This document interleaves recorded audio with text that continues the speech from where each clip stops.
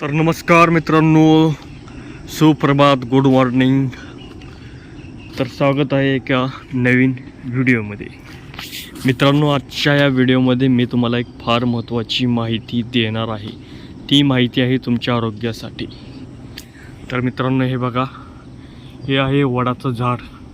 फार मोठं वडाचं झाड आहे. मित्रांनो, आज या वडाच्या झाडाबद्दल मी तुम्हाला थोडक्यात माहिती देणार आहे शरीराबद्दल. सकाळी सकाळी मित्रांनो, अनुषापोटी हे जे तुम्हाला वडाचं झाड दिसतंय, ह्याचं एक पान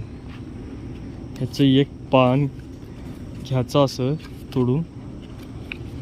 एक पानामध्ये मित्रांनो, हे बघा, त्याच्यातून पांढरं दूध येते. बघा, इथून बिया, देठातून बिया, बघा, इथून लगेच दूध, ह्याच्या पानाचं दूध गळायला चालू झालेलं आहे. मित्रांनो, हे जे दूध दिसतंय, हे दूध पांढऱ्या कलरचं, ह्याला तुम्ही साधी चीज समजू नका.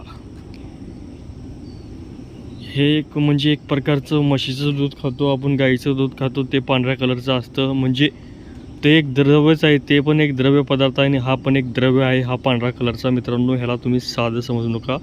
हे तुमच्या शरीरावर फार मोठं काम करतं. जर तुमच्यामध्ये समस्या असतील तर. समस्या मित्रांनो, कोणत्या समस्या जर तुमच्यामध्ये गुडघेदुखी, मानदुखी, पाठदुखी किंवा शरीरामध्ये कमजोरी, थकवा आणि खास म्हणजे सेक्स रिलेटेड प्रॉब्लेम, सेक्ससाठी तुमच्यामध्ये तुम्ही सेक्स करताना तुम्हाला जर नपुसकता म्हणजे तणाव कमी जाणवत असेल किंवा त्याचा जरा तुम्हाला त्याचा फार त्रास कम होत असेल किंवा त्या गोष्टीची तुमच्याकडे कमतरता असेल तर मित्रांनो, तुम्ही हे सकाळी अनुषापोटी. आणि मित्रांनो, हे सगळी माहिती ही काय तुम्हाला खोटी माहिती सांगत नाही मी. ही माहिती प्रूफ माहिती आहे. ही तुम्ही गुगलवर तुम्ही सर्च करून बघू शकता किंवा तुम्ही डॉक्टरांना सुद्धा विचारू शकता. तुम्ही आयुर्वेदिक जे डॉक्टर असतात, मोठे मोठे आयुर्वेदिक हॉस्पिटल असतात, तिथल्या तज्ज्ञाला तुम्ही विचारू शकता. किंवा ही संपूर्ण माहिती मित्रांनो, गुगलवर पूर्ण ह्याची डाटा जे बी त्यांनी प्रयोग केलेले आहेत त्या सर्च म्हणजे वडाच्या झाडाबद्दल तुम्ही पूर्ण माहिती गुगलला विचारू शकता.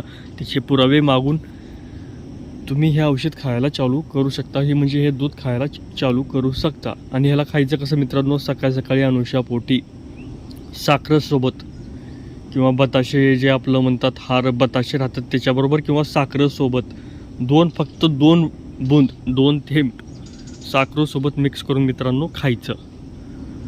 बस ते बी अनुषापोटी खायचं. आणि हे खायचं जोपर्यंत खायचं तोपर्यंत तुमच्या शरीरामध्ये आता सध्याची स्थिती काय आहे आणि हे खायला चालू केल्यावर तुमच्या शरीरामध्ये काय काय बदल तुम्हाला जाणवत आहेत आणि तो बदल तुमच्या म्हणजे मनाला शांती वाटण्यासारखा असला तर त्या टायमाला खायचं बंद करायचं मित्रांनो.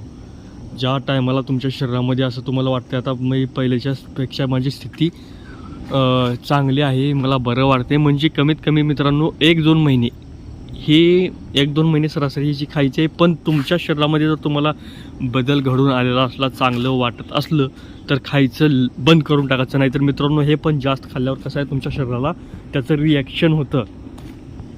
कुठलीही वस्तू जास्त खायचं नाही. कुठलीही वस्तू जेवढी म्हणजे ह्यानं तुमच्या शरीरामध्ये जाऊन ह्याचं काम पूर्ण झालं असलं तर त्या टायमाला औषध हे जे थेंब आहेत वडाच्या झाडाचे असे म्हणजे दुधाचे खायचं बंद करायचं. हे फार महत्त्वाचं आहे. तर चला मित्रांनो, भेटूया पुढच्या व्हिडिओमध्ये. अशीच माहिती मी तुम्हाला सांगेन. मी माझ्या ह्या चॅनलवर बरीच माहिती सांगतो प्रत्येक विषयी.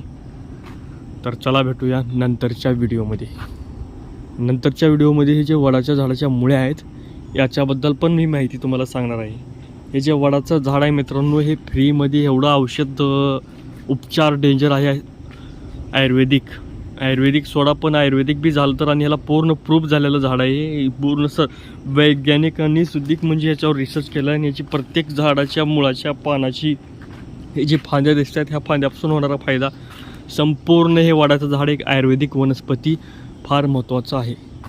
तर पुढच्या व्हिडिओमध्ये मी तुम्हाला ही जी मुळी दिसते ही आलेली असं लटकलेली ह्याची माहिती देईन. तर चला भेटूया नंतरच्या व्हिडिओमध्ये.